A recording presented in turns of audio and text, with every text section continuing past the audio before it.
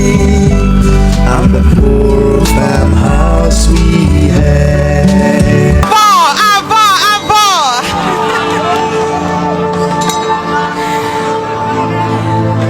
Wow, it has been a wonderful day. We could say whatever is happening today has been blessed, not just by God Almighty, but our ancestors as well. My beloved people and followers, it's been 3 years that we gathered on political grounds. And in these 3 years, many things have changed. Unfortunately, for the worse. But one thing that we have not let go was our love for each other and our steadfastness towards our vision, our common vision. The power to the people. That means we expect them to generously accept all of us under their umbrella. Because if the power belongs to the people, then they understand the dynamics of human race, especially Nigeria, Kogites and Kogi Central.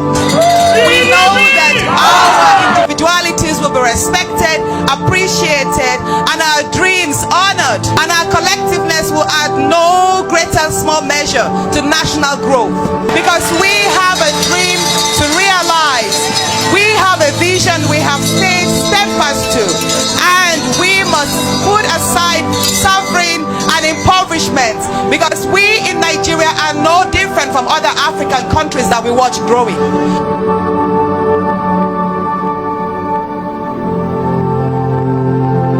Someone get this woman a medal and maybe a fire extinguisher for all the damage she just did. Oh yes, somebody needs to give Senator Natasha Akpoti-Uduaghan a medal for all the damage she just did. But as a matter of fact, we need to continue to give her accolades for the damages she's going to do moving forward as she tries to help bring accountability to our legislators in Nigeria.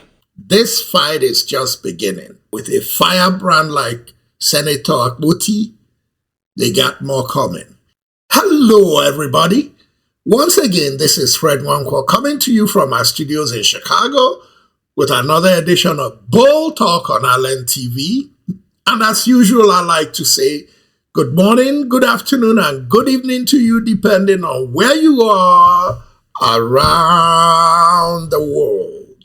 Today, I want to bring you contrast in style. Two similar, feisty black ladies that know exactly what they want out of politics, and they know exactly what they need to do to represent their people, and they both have obstacles in their houses of assembly, and they are navigating those obstacles the best way they can. The difference is that one of those women is Senator Natasha Akpoti-Uduaghan, who happens to be navigating these issues along with the obstacles of jungle politics in Nigeria, while the other one is House of Rep member Jasmine Crockett, who happens to be navigating the same kind of problems in a civil society where, regardless of how much you say, as long as you're saying things that make sense and they're factual, you have the freedom of speech to go about your job the way you can, and it doesn't matter if who you're hitting hard is the president, the Senate president, the richest man in the world. It doesn't matter. You're going to say what you want to say. You're going to walk the streets a free person, and nobody harasses you.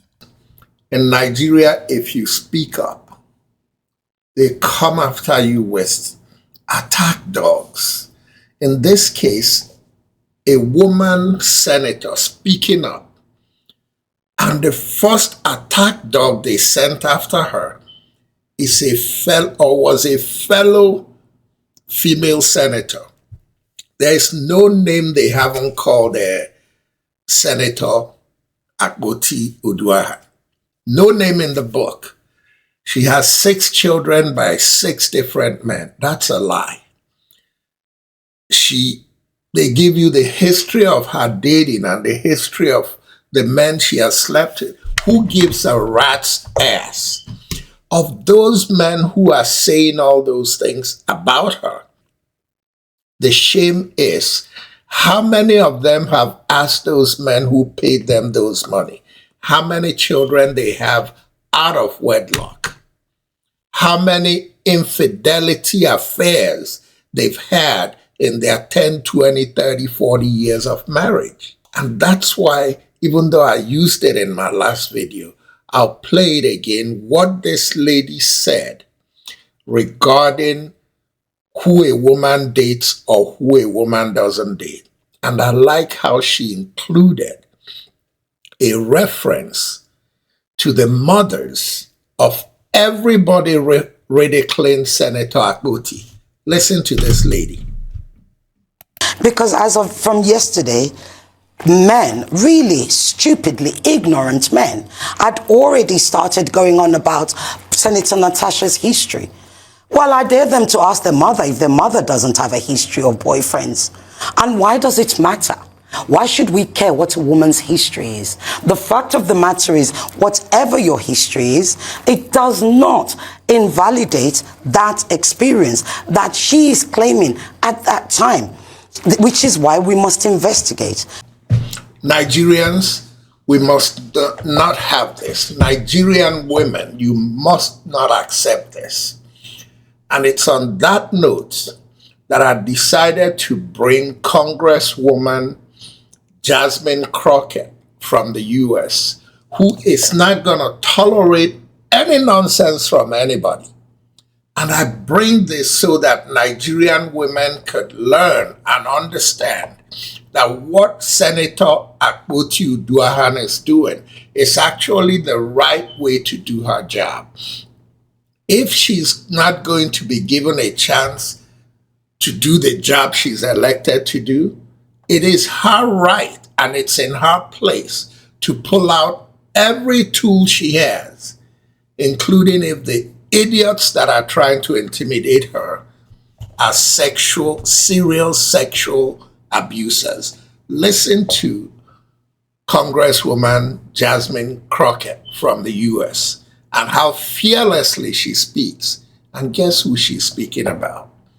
She's speaking about the most powerful man on earth today. She's speaking about Donald Trump. And when she left, she maintained her security, she maintained her job, she wasn't suspended, and she'll come back tomorrow and do the same thing. If we're going to practice democracy, if we're going to copy the American democracy, we must watch and learn how American democracy is run.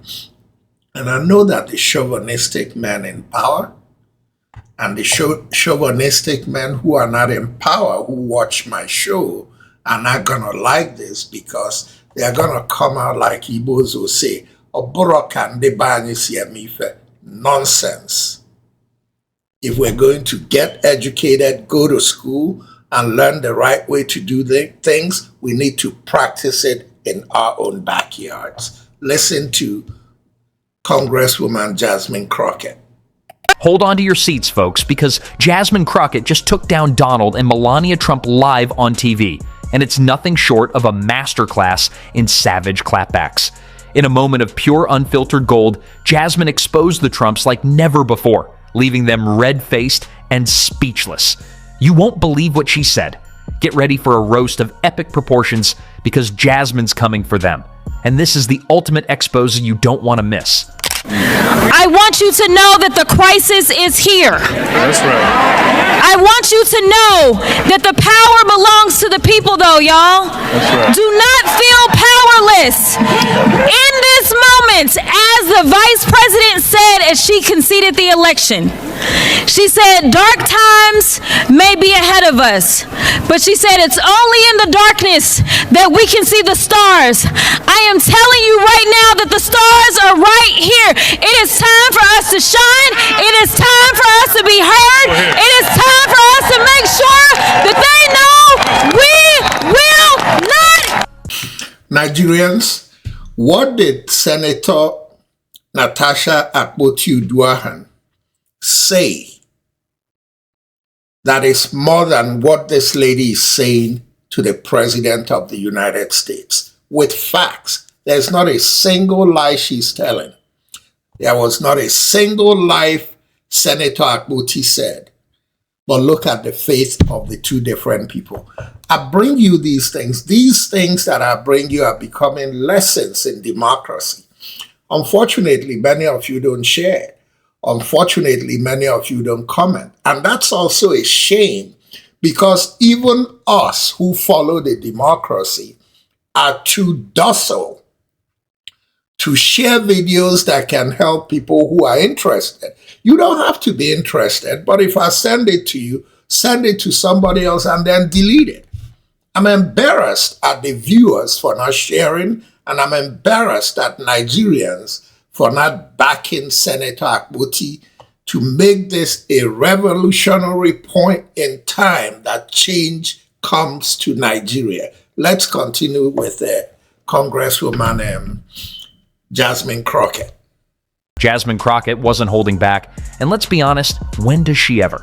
But this time, she took things to a whole new level, dragging Donald Trump so hard, even his hairpiece probably tried to make a run for it. It's very simple. We right now have a white supremacist that is sitting in the White House. He is backed up by other white supremacists. And if you really want to know who the criminals are in this country, you can Google it. You don't have to trust me. But the people that commit 80% of the most violent crimes in this country are white supremacists. Yet for whatever reason, they sit and they serve at the pleasure of the president. They are the ones that were there on January 6th, tearing our democracy down physically. And now we have them tearing us down. Now, you just heard what she said about the white supremacists as them being the most dangerous criminals in America. That's a fact. Metaphorically, can you tell me the difference between what white supremacists are doing in America and what the cabal Fulani jihadists have been doing in Nigeria since 1967? It's time for Nigerians to wake up and call a spade. Think of the white supremacists in America and the atrocities they commit, and equate them directly and exactly to the Fulanis in Nigeria, and Nigerians need to wake up and deal with the Fulani jihadists. I didn't say deal with the Fulanis. I'm sure there are some good, fair-minded Fulanis, but shamefully there are not enough of them. But Nigerians cannot sit back and continue to take the nonsense that Hassan Katsina and Muritala Muhammad and Amadou Bello and all those, and our current vice president, the Boko Haram vice president, Kashim Shettima, we can't continue to take it. We can't have criminals and war criminals like Muritala Muhammad having airports named after him as a reward. We can't have a financer of Boko Haram being rewarded with being the vice president of Nigeria. If we continue to do that, we're doomed. Let's continue with Congresswoman Jasmine Crockett. But Jasmine? Oh, she was not having it. The Congresswoman from Texas, who, let's be real, has mastered the art of clapbacks like a seasoned roast master, stepped up and delivered a verbal smackdown so devastating, even Trump's lawyers probably needed a moment to recover. She didn't just read him, she gave him the unabridged audiobook, the documentary, and a live-action adaptation all in one. And just imagine, we've got to go through this for a total of 4 years. I think that today will probably mean more to my district than my last swearing in, because we are definitely living in scarier times. And so I am so elated and grateful, number one, to have another opportunity to serve, but more importantly, to be able to share in my swearing in for a second term with the people that send me to DC, and again, the only people that can fire me, regardless of how many other people around the country want me to be fired. Did Nigeria senators hear that? she's talking to her constituents after she won the election. And she said she's happy that she's in the midst of the people who elected her and sent her to Washington. The only people who can fire her, regardless of all the other jealous people who would like to see her fired. Now, what just happened to Senator Akpoti-Uduaghan in Nigeria? A bunch of ignorant men and women who don't understand their own rules in the Senate, who don't understand that they cannot suspend a fellow senator for more than 14 days. And even the chairman of the Ethics Committee, who is a criminal from New York, who was disbarred in New York. But as usual, like many of them, the president is a convicted drug dealer in America. The chief of staff is disbarred in the state of Georgia for stealing client money. And the chairman of the Ethics Committee is disbarred in New York for stealing client money. But they find paradise in Nigeria to oppress people who are doing the right things. Folks, just keep listening. This is a lesson in freedom of speech in a democracy. First, she pointed out the obvious. Donald Trump has been crying about being a victim for longer than most reality TV shows last. He's always whining, she said, rolling her eyes so hard they almost went into another dimension. Always complaining about how unfair the system is. Sir, you are the system. And let's talk about the expression on her face. You know that look your auntie gives you when you say something so dumb she has to pause and reevaluate your entire existence? Yeah, that's the energy she brought to this roast session. Then, Jasmine hit him with the hard truth. Donald Trump has had more witch hunts than an actual witch. He's out here acting like he's being persecuted when, in reality, he's just facing consequences. Something he's clearly not familiar with. Thought that it was okay to just tell the truth.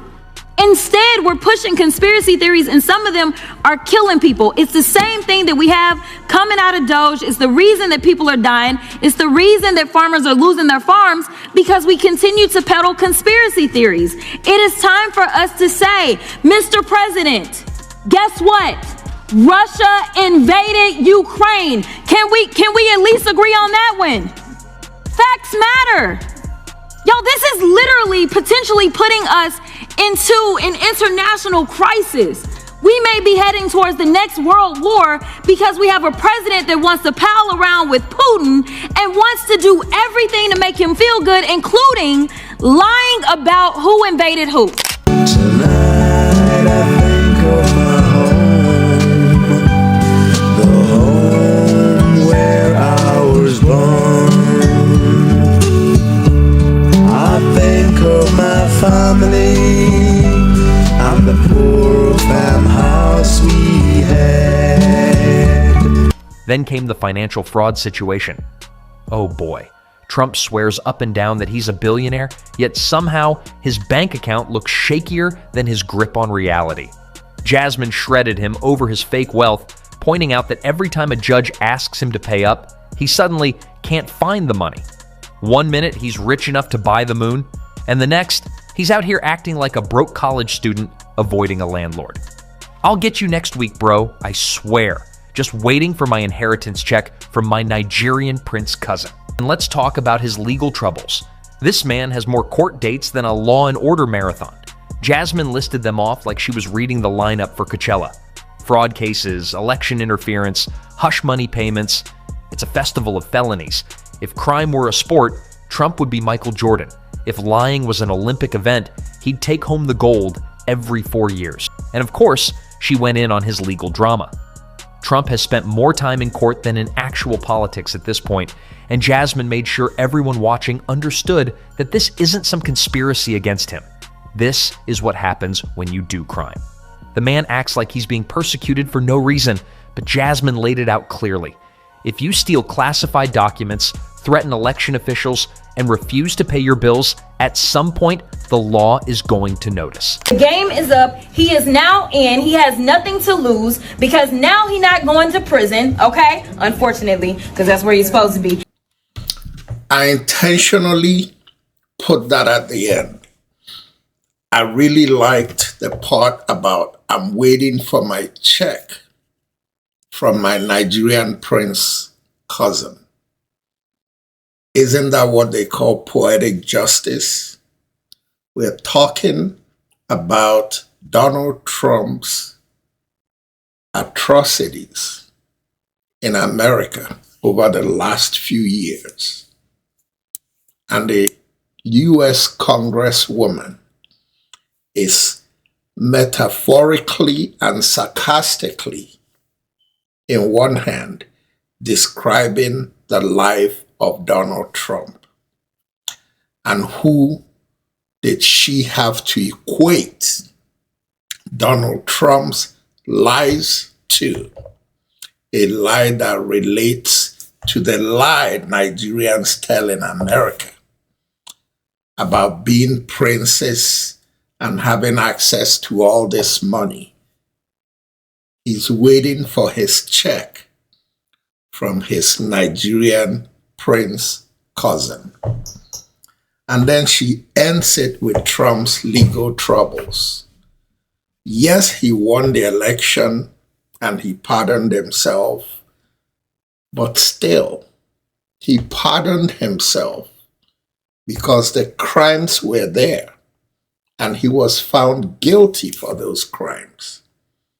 The man we have sitting in Asher Rock and the man sitting as the president of the Senate and the man sitting as the chief of staff of the president of Nigeria and the man sitting as the chairman of the ethics committee that suspended Senator Akpoti for 6 months, and the man sitting as the federal territory minister.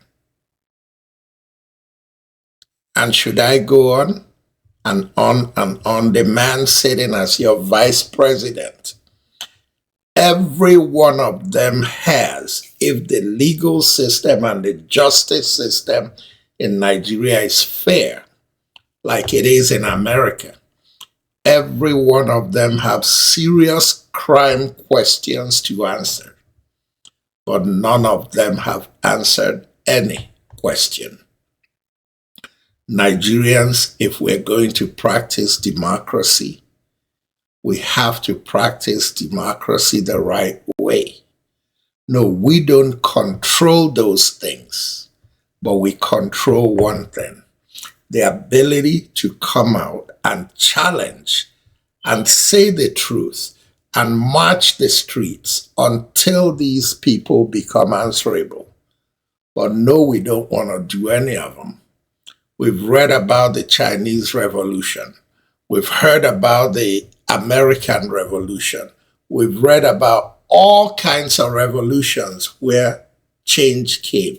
We even read about the revolution in our own Egypt. When are Nigerians going to have their own revolution? How many of these countries that had revolutions, French Revolution, all of them, how many of them had more dire straits issues in human rights than Nigeria does? And I hope that many of you that fool yourselves, whether because of being bribed or because you're used to a tradition that subdues women and you're willing to keep accepting it, remember that you're having children that are very intelligent, daughters. They too would suffer the same fate that you're suffering as a woman, sitting and taking the nonsense that chauvinistic males in Nigeria keep on dishing out. not to benefit you, but to suppress you. Ladies and gentlemen, once again, this is Fred Nwankwo coming to you from our studios in Chicago with a lengthy, detailed edition of Bold Talk on Island TV. And until next time, good night. Please share. Please like. Please comment. And please subscribe. Good night and God bless.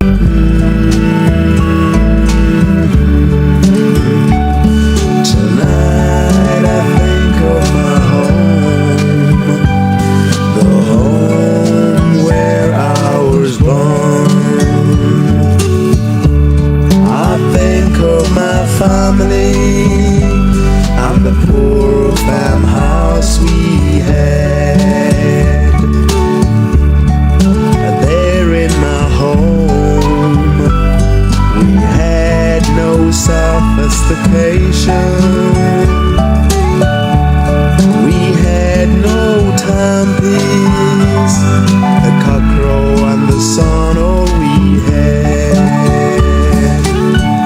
Rise early at sunup, we'd go to the farms, drive the monkeys away from the maize farms, and the birds away from the rice farms. Come back home at sundown,